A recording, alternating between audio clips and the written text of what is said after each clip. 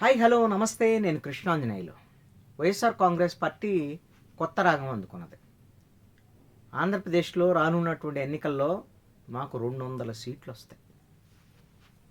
అంటే 225 డీలిమిటేషన్ వల్ల సీట్లు పెరిగినాయి అనుకోండి, మాకు 200 సీట్లు వస్తాయని చెప్తున్నారు. ఒకవేళ ఈ 175 ఉన్నాయనుకోండి, 150 పైన వస్తాయి అని చెప్తున్నారు. ఈ కొత్త రాగము జగన్మోహన్ రెడ్డి బర్త్డే సందర్భంగా సజ్జల రామకృష్ణారెడ్డి మాట్లాడినటువంటి మాటలు కొంతమంది వైఎస్ఆర్ కాంగ్రెస్ పార్టీ వాళ్ళు కూడా మాట్లాడుతున్నారు. మరి ఆ రోజున 2024 ఎన్నికలకు ముందు సిద్ధం సభలు పెట్టి వై నాట్ 175 అని అన్నారు. అంటే 150 నుంచి 175 ఎందుకు రావు, మాకు మేము అద్భుతమైన పాలన అందించాం అని చెప్పేసి అనుకున్నారు. తీరేమైంది? 11 వచ్చాయి. ప్రతిపక్ష హోదా కూడా రాలేదు. అంటే మీ పరిపాలన అంత అధ్వానంగా ఉందని ప్రజలు తేల్చారు.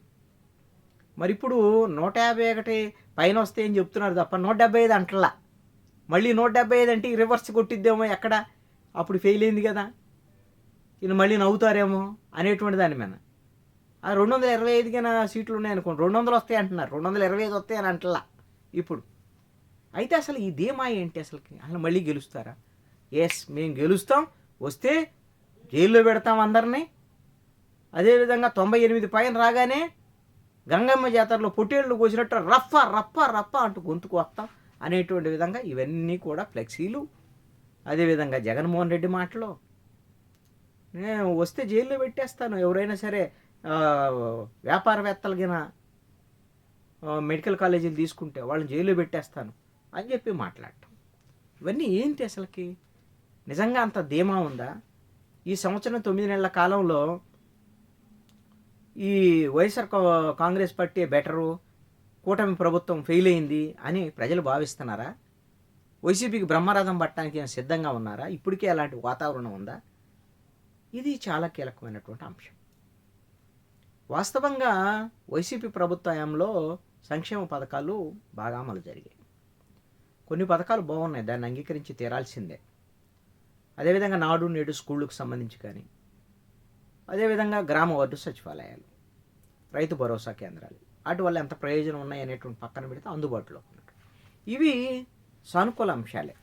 ప్రతికూల అంశాలు కన్నుడు చౌకు 100 కారణాలంటే బొచ్చడని ఉన్నాయి. ఇక అప్రజాస్వామిక వాతావరణం, ఎవడు పెడితే వాళ్ళని జైల్లో పెట్టడం, వాళ్ళ ఎంపీనే పోలీసుల చేత కొట్టించటము, దాడులు చేయటము, ప్రతిపక్ష కార్యాలయాల మీద దాడి, ప్రతిపక్ష నాయకుల ఇళ్ల మీద దాడి, అసెంబ్లీలో బండబూతులతో తిట్టించటము, పవన్ కళ్యాణ్, చంద్రబాబు నాయుడు, నారా లోకేష్ వీళ్ళని తిట్టడానికే కొంతమంది మంత్రులను ఏర్పాటు చేయటము, ఒకవైపున అభివృద్ధి లేకపోవటము, పరిశ్రమలు ఎవరు ఆంధ్రప్రదేశ్కి రాకపోవటము, పరిశ్రమలు ఉన్నటువంటి పారిపోవటము, జాబ్ క్యాలెండర్ ఇస్తాను జాబ్లెస్ క్యాలెండర్లు ఇవ్వటము, నిరుద్యోగులందరూ తిరుగుబాటు చేయడం. ఇవి కొన్ని మచ్చుకు కొన్ని.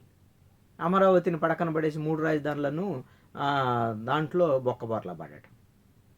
ఈ విధంగా చెప్పుకుంటూ పోతే వచ్చరని వస్తాయి. అందుకని ఓడిపోయారు.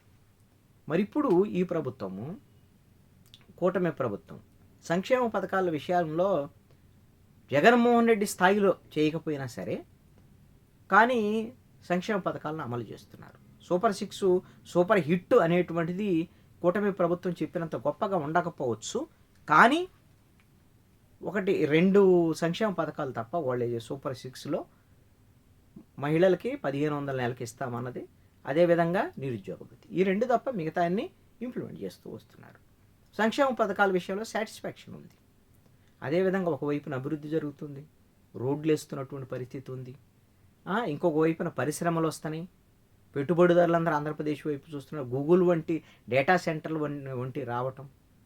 ఈ విధంగా డిఎస్సి వేయటము, నిరుద్యోగులకు సంబంధించి రేపు జనవరిలో జాబ్ క్యాలెండర్ ఇస్తామని ఇవంతా చూసినప్పుడు వైసీపీ ప్రభుత్వంలో పోల్చినప్పుడు కొంత మెరుగ్గా ఉంది పరిపాలన అనేటువంటిది స్పష్టంగా అర్థమవుతున్నటువంటి అంశం. అక్కడక్కడ కొన్ని ఇబ్బందికరమైన పరిస్థితులు ఉన్నాయి. కొంతమంది ఎమ్మెల్యేలు వ్యవహార శైలి, కొంత అవినీతి వ్యవహారం, ఇవన్నీ కూడా వీటిని ఆల్రెడీ కూటమి ప్రభుత్వమే, చంద్రబాబు నాయుడే అంగీకరిస్తున్నారు, దాన్ని సరి చేసుకునేటువంటి ప్రయత్నం చేస్తున్నారు. పవన్ కళ్యాణ్ లాంటి వాళ్ళు ఇలాంటి దాన్ని ఎత్తి చూపుతున్నారు, వాటిని సరి చేసుకునేటువంటి ప్రయత్నాలు జరుగుతున్నాయి.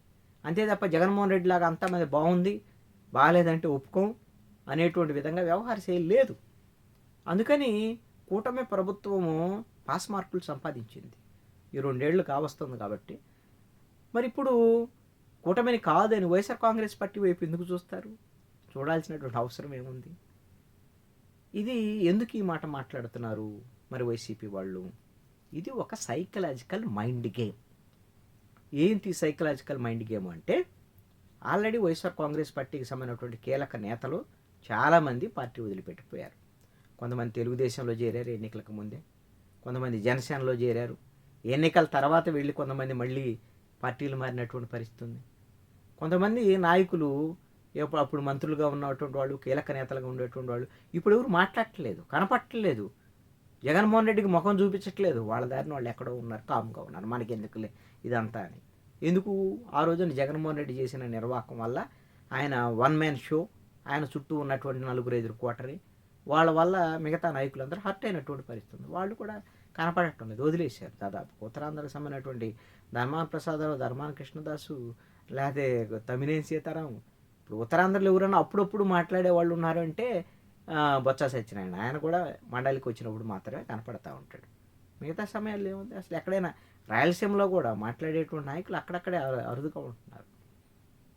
ఇక మంత్రులకు సంబంధించినటువంటి వాళ్ళు అవినీతి, దానికి సంబంధించినటువంటి వాళ్ళు అరెస్టులు అవుతున్నటువంటి పరిస్థితి ఉంది.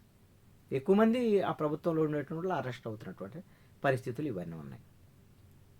దీంతో పార్టీకి సంబంధించినటువంటి నాయకత్వం అనేటువంటిది బయటికి వెళ్ళిపోతూ ఉండటం, అరెస్టులు అవ్వటము, కొంతమంది కనపడకుండా పోవటము, పార్టీలు మారటము, ఇంకా కొంతమంది పార్టీలు మారతారనేటువంటి చర్చలు. దీంతో ఒక రకంగా జగన్మోహన్ రెడ్డికి పైకి మేకపోతు గాంభీర్యం ప్రదర్శిస్తున్నప్పటికీ కూడా లోపల భయం ఉంది. అందుకోసమనే ఉన్నటువంటి నాయకులు ఎలాగో పోతున్నారు, కార్యకర్తలు కూడా పోతారేమో అనే ఒక భయంతో ఈ రోజున ఈ సైకలాజికల్ మైండ్ గేమ్, మనం వస్తున్నాం, మనం గెలిస్తే అలా ఉంటుంది, ఇలా ఉంటుంది, అరెస్టులు చేస్తాం, తాట తీస్తాం, అది ఇది అని మాట్లాడేటువంటి వ్యవహారం కూడా జగన్మోహన్ రెడ్డి మాట్లాడుతున్నాడు. ఇప్పుడు ఈ 200, 175 ఈ మా సజ్జల రామకృష్ణారెడ్డి వీళ్ళు మాట్లాడేటువంటి వ్యవహారాలు కూడా ఇందుకే నిదర్శనం, ఈ సైకలాజికల్ మైండ్ గేమ్కి. అసలు ఒకవేళ కూటమి ప్రభుత్వము ఎంతో కొంత ఫెయిల్యూర్ ఉంది, తప్పులు ఉన్నాయి అని అంటే, వైఎస్ఆర్ పార్టీ వైపు చూడాలి అంటే, ఈ సంవత్సరం 9 నెలల కాలంలో జగన్మోహన్ రెడ్డి చేసింది ఏముంది?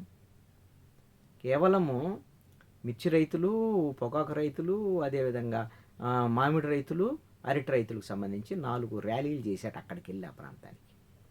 మొన్న తుఫాను వచ్చినప్పుడు రైతులను పరామర్శించడానికి వెళ్ళి. ఇవి తప్ప మిగతా అన్నీ జైలు యాత్రలే. వాళ్ళ నాయకులు జైల్లో పడితే ఆ జైలు యాత్రలు, వాళ్ళందరూ అమాయకులు, వాళ్ళ కక్ష సాధింపు అంటూ వాళ్ళు చేసిన కుంభకోణాలు, అక్రమాలు, అన్యాయాలు, అవినీతి ఇవన్నీ చేసి అరెస్ట్ అయితే వాళ్ళు అమాయకులని విధంగా మాట్లాడేటువంటి విధంగా చేయటం జగన్మోహన్ రెడ్డి పరుగు పోవటం తప్ప ఏమైనా ఉందా? అన్ని జైళ్ళకి వెళ్ళి జైలు యాత్రలు చేస్తే వ్యవహారంలో ఏమన్నా ఉందా? అది ఒక తప్పు, ప్రజల్లోకి వెళ్ళటం లేదు. ఇప్పుడు ప్రతి వారం నేను పార్లమెంట్ నియోజకవర్గాలకు వెళ్ళి అక్కడే బస్ చేస్తాను, 2-3 రోజులు ఉంటాను అని చాలాసార్లు ప్రకటించాడు. ఏమీ వెళ్తున్నటువంటి పరిస్థితి లేదు.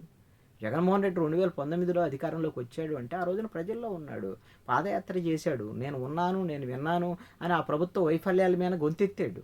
అందుకని బాగా పరిపాలిస్తాడేమో వాళ్ళ నాన్నలాగాని 2019లో 151 సీట్లు ఇచ్చారు. మరి జనానికి దూరం అయ్యాడు, ఘోరంగా ఓడిపోయాడు. ఇప్పుడు మళ్ళీ ప్రతిపక్షంలో ఉన్నప్పుడన్నా మరి జనం దగ్గరకు పోయే ప్రయత్నం చేస్తున్నాడు, అది లేదు. అందుకనే జగన్మోహన్ రెడ్డి మళ్ళీ గెలుస్తాడు అనేటువంటిది ఇప్పటికైతే మాత్రం కనపడుతున్నటువంటి అంశం కాదు.